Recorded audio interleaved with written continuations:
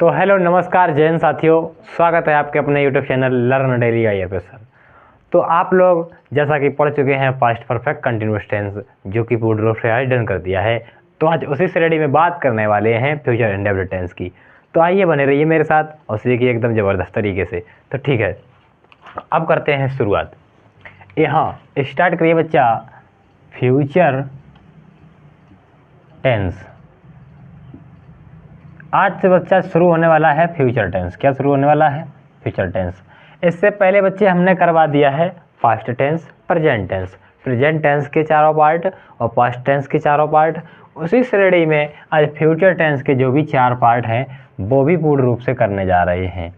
Future tense के जो चार पार्ट हैं उनको भी करने जा रहे हैं। तो देखिए बने रहिए बस मेरे साथ।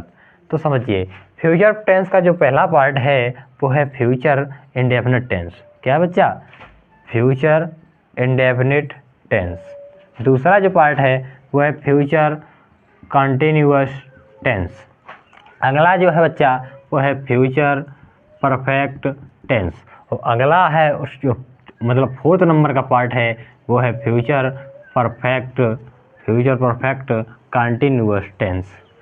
आप लोगों को मेरी बात समझ में आ रही होगी। इसका मतलब एफ का मतलब होता है फ्यूचर, आई का मतलब इंडेफिनिट, टी का मतलब टेंस।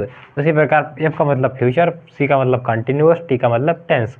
उसी प्रकार यहाँ फ्यूचर, एफ का मतलब फ्यूचर, पी का मतलब परफेक्ट, टी का मतलब टेंस। मतलब तीसरे नंबर का ये है, ये फर्स्ट है आपका, ये सेकेंड है बच्चा।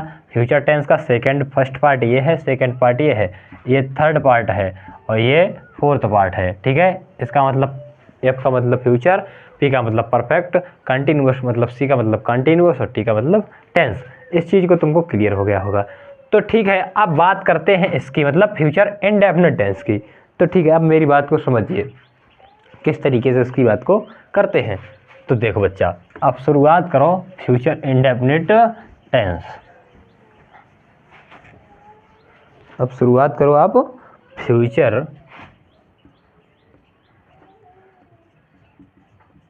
Future indefinite tense. ठीक बच्चा, इसका मतलब होता है कि कोई काल, मतलब फ्यूचर मतलब भविष्य में, कोई काल भविष्य काल में हो रहा है वो अनिश्चित है, मतलब उस समय का निश्चित नहीं है। इंडेफिनिट का मतलब समझ गए होगे। ठीक है, मतलब भविष्य काल में कार्य का अनिश्चित होना। ठीक है, क्लियर। अब यहाँ बच्चा इसकी बात करते हैं पहचान की, कि इसकी पहचान क्या है। पहचान को तो आप जानते हैं, आइडेंटिटी। ठीक है बच्चा, अब बात करते हैं इसकी पहचान। तो देखिए इसकी पहचान क्या होती है। देखिए भाई, दिखता नहीं साफ, क्या बात। ठीक है, अब इसकी पहचान देखिए आप लोग, इसकी पहचान क्या होती है। तो देखिए अब बात करते हैं इसकी पहचान की। तो इसकी पहचान देखिए एकदम बढ़िया तरीके से, कि जिन हिंदी वाक्यों की क्रियाओं के अंत में, जिन हिंदी वाक्यों की क्रियाओं के अंत में, इसके अंत में बच्चा क्रियाओं के अंत में इतनी चीज क्लियर हो गई। जिन हिंदी वाक्यों की क्रियाओं के मतलब अंत में, मतलब कोई वाक्य लिखा है उस वाक्य की क्रिया के अंत में कौन सा शब्द पाया जाए? गा, गी, गे आदि शब्द पाए जाएं, आदि शब्द पाए जाएं तो इसे फ्यूचर इंडेफिनिट टेंस कहते हैं। फ्यूचर इंडेफिनिट टेंस कहते हैं, इंडेफिनिट टेंस कहते हैं।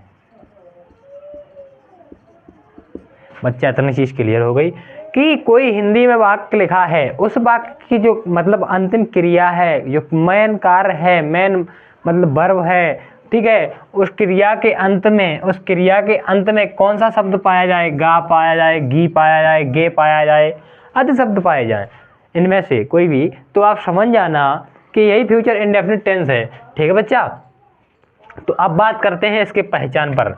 इसकी पहचान की बात हो गई खत्म। अब बात करते हैं हेल्पिंग वर्ब की। किसकी? Helping verb, helping verb. ठीक है बच्चा, अब बात करते हैं इसके हेल्पिंग वर्ब। तो समझिए हेल्पिंग वर्ब क्या होती है इसकी। देखिए इस जो टेंस है इसकी मतलब हेल्पिंग वर्ब होती है शैल और विल। ठीक है बच्चा, इतनी चीज़ क्लियर हो गई। बेटा यहाँ एक चीज़ आपको समझना रहता है, इधर अभी मैं इसमें नोट में लिखवा देंगे, रोको यहाँ ऐसे ही समझो। ठीक है, इतनी चीज़ आपको क्लियर हो गई। ठीक, अगला लिखो। अब अगला इस तरीके से लिखो, रूल डाल के अच्छे से एक चीज़ को क्लियर कर देंगे, है बच्चा। ठीक है, अब लिखो रूल डाल के। अब इसे साफ करते हैं, उसके बाद अब आप लिखो रूल डाल के किस तरीके से बात बनेगी। हम एक एक बता देंगे, अभी टेंशन नहीं लेना ना। अब एग्जाम्पल लेंगे, हर चीज़ समझा देंगे। ठीक है, अब आप रूल नंबर फर्स्ट डालिए किस तरीके से बनता है। तो देखिए रूल नंबर फर्स्ट देखिए, तो देखिए रूल नंबर फर्स्ट क्या है। Rule number first, rule number first इधर समझिए, आई बी के साथ क्या बच्चा, आई बी के साथ सेल का प्रयोग करते हैं, सेल का प्रयोग करते हैं। ठीक, इस चीज़ को आप अभी समझना, अभी थोड़ी देर के लिए समझना। ठीक, उसके बाद रूल नंबर सेकेंड, अन्य सभी सब्जेक्ट्स के साथ अर्थात कर्ताओं के साथ, अन्य सभी कर्ताओं के साथ बिल का प्रयोग करते हैं। जो अभी हेल्पिंग वर्ब लिखा है बच्चा, उसी की बात कर रहे हैं, बिल का प्रयोग करते हैं। देखो बच्चा, बात मैंने एक ही हेल्पिंग वर्ब है, दो है, अब इनका प्रयोग कैसे करना है। तो बस आई भी मिल जाए आपको तो वहाँ सेल लगा देना है ना, और अन्य सभी कर्ताओं के साथ बिल का प्रयोग कर देना। ठीक है, ठीक, अब आते हैं बात rule number third, rule number third है ना बच्चा। रूल नंबर थर्ड, मुख्य क्रिया की फर्स्ट फॉर्म में, मुख्य क्रिया की फर्स्ट फॉर्म, मुख्य क्रिया की फर्स्ट फॉर्म का प्रयोग करते हैं। ठीक है ना, फर्स्ट फॉर्म का प्रयोग करते हैं। यहाँ बच्चा क्या है, यहाँ सिर्फ मुख्य क्रिया की फर्स्ट फॉर्म का प्रयोग करते हैं, इतनी चीज़ आपको क्लियर हो गई होगी। ठीक है, अगला रूल नंबर 4, इन रूलों को अभी हम एक एक क्लियर करवा देंगे, बस आप लिखते जाइए। समझिए, आवश्यकता पड़ने पर, ठीक बच्चा, आवश्यकता पड़ने पर दृढ़ बाध्यता पड़ने पर आई बी के साथ बिल का प्रयोग करते हैं। आवश्यकता, दृढ़ बाध्यता जैसे शब्दों के साथ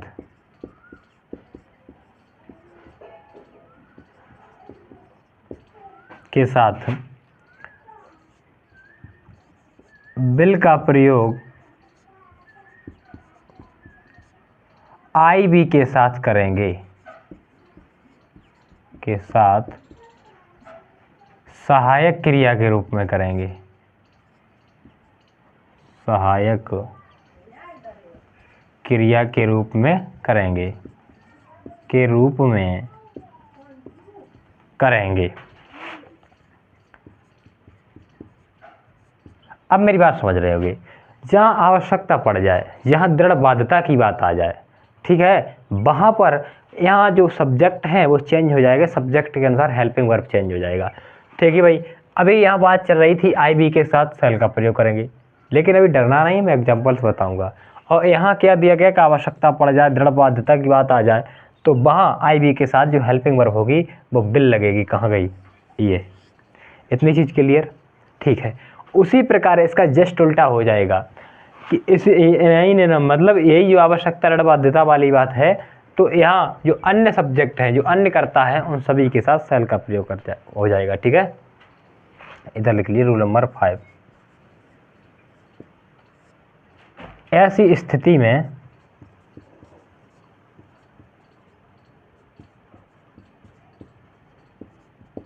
ऐसी स्थिति में कैसी, जैसे ऊपर है आवश्यकता, दृढ़, बाध्यता, ठीक है ना। अन्य सभी कर्ताओं के साथ,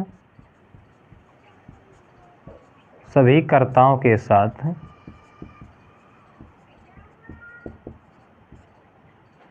सेल का प्रयोग करेंगे,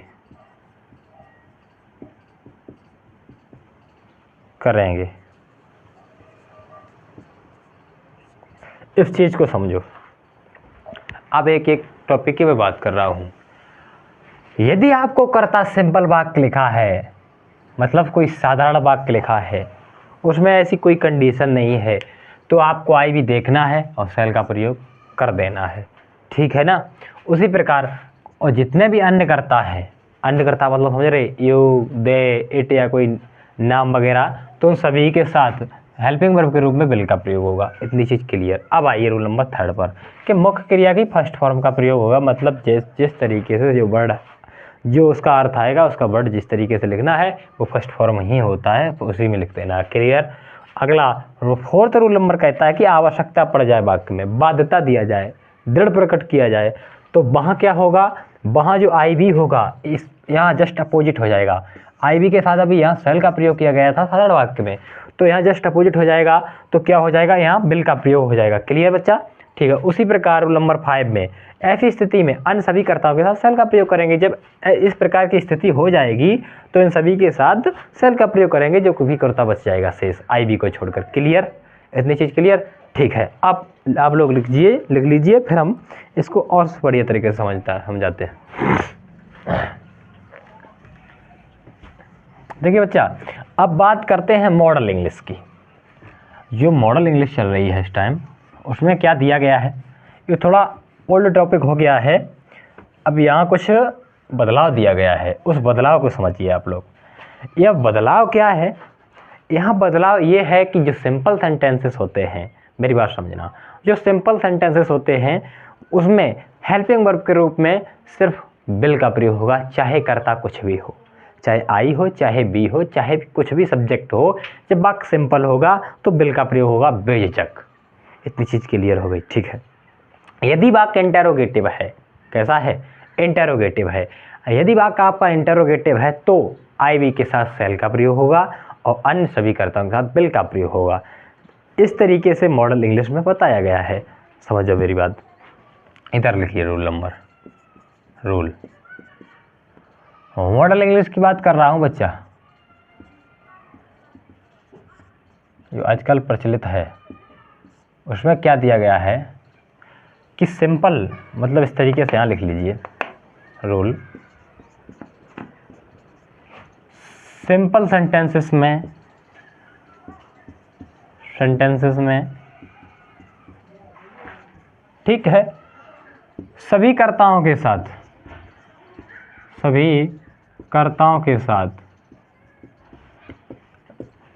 हेल्पिंग वर्ब के रूप में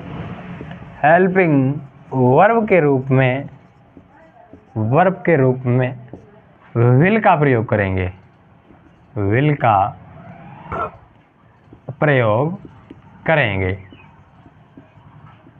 ठीक बच्चा। चाहे कर्ता कोई भी हो, यहाँ हेल्पिंग वर्ब के रूप में विल का प्रयोग करेंगे, ठीक है ना। इसी तरीक़ा से अब बात करते हैं अगले रूल पर। अगला रूल क्या कहता है, इंटेरोगेटिव वाक्य बनाते समय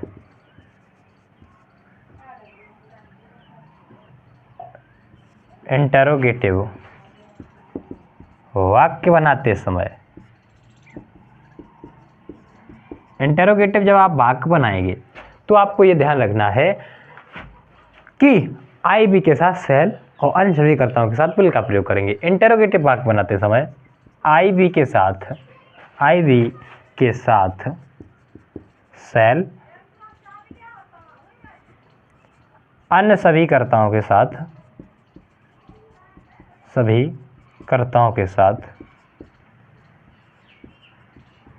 विल का प्रयोग करेंगे।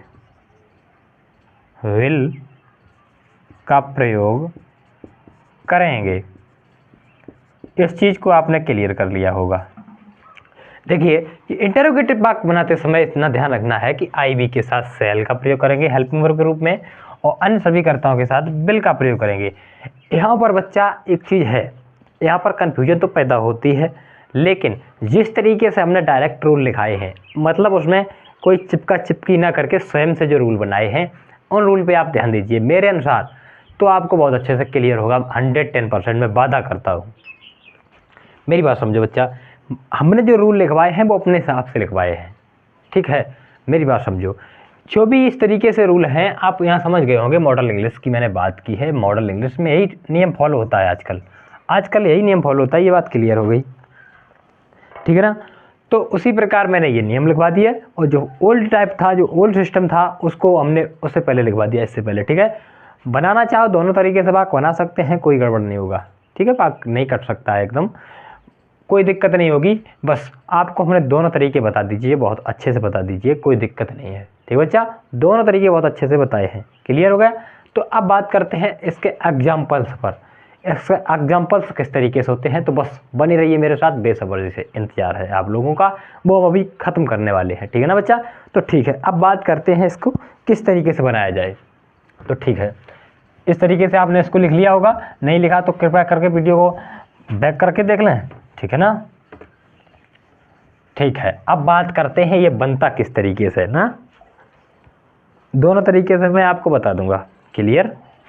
यहाँ लिख लीजिए सिंपल सूत्र या सिंपल फॉर्मूला क्या होता है। देखिए यहाँ क्या होता है, पहले सब्जेक्ट दिया जाता है। क्या दिया जाता है बच्चा, सब्जेक्ट।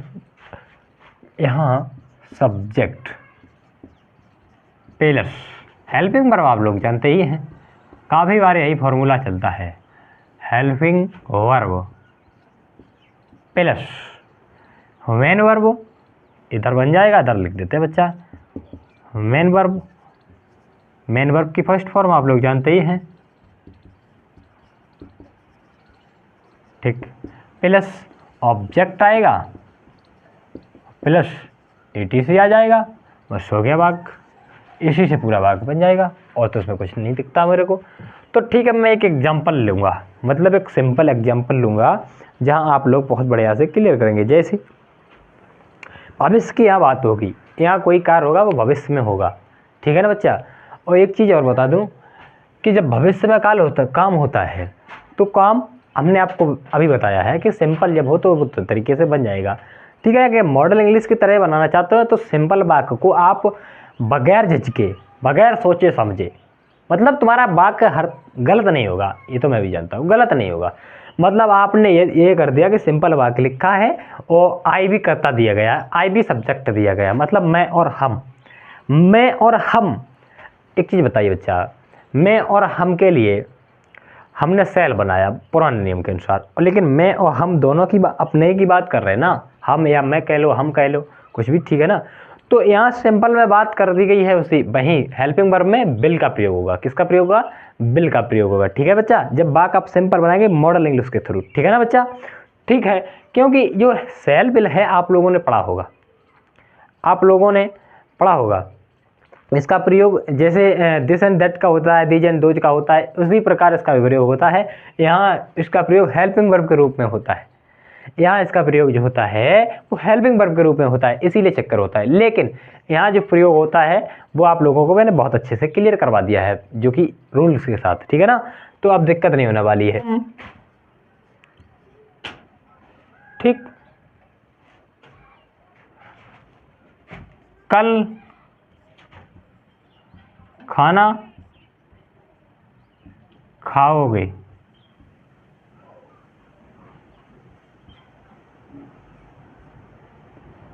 ठीक बच्चा, तुम कल खाना खाओगे। क्वेश्चन है, भविष्य की बात करी, कल खाना खाओगे तो बात सत्य है, कल तो खाना खाया जाता है भाई, ठीक है। तो किस तरीके से बनेगा, सब्जेक्ट पूछ रहा तो मतलब तुम है तो सब्जेक्ट ये हो जाएगा। हेल्पिंग वर्ब है तो आप लोगों को बता ही दिया, बिल लगा दो। क्या लगाओ, बिल। इतनी चीज़ क्लियर हो गई। मेन वर्ब की बात कर दी गई, तो मेन वर्ब क्या है, खाना, तो ईट। अब किसको खाओगे, भोजन को, फूड को, ठीक है, तो द फूड। और कब खाओगे, आने वाले कल की बात करी गई, तो टुमारो, फूड टुमारो। ठीक है बच्चा, इस चीज़ को आप क्लियर समझ गए होंगे। अब इसी तरीके से एक सेंटेंसेस पर और बात कर लेते हैं जहां आप लोग बढ़िया से समझ गए। जैसे हम दौड़ेंगे, क्वेश्चन है हम दौड़ेंगे, तो किस तरीके से बन जाएगा, बी सेल लगाना चाहो तो सेल लगा दो, अब दौड़ना मतलब रन, और तो कुछ है नहीं, या इस तरीके से बी विल रन, दोनों तरीके से वाक्य बन गई। ठीक है बच्चा, तो आप लोगों को बहुत अच्छे से ये चीज़ समझ में आई होगी। आशा करते हैं इसी तरीके से आप मौज मस्ती में सीखते रहिए मेरे साथ। ठीक है, अब बात करते हैं आगे, तब तक के लिए धन्यवाद।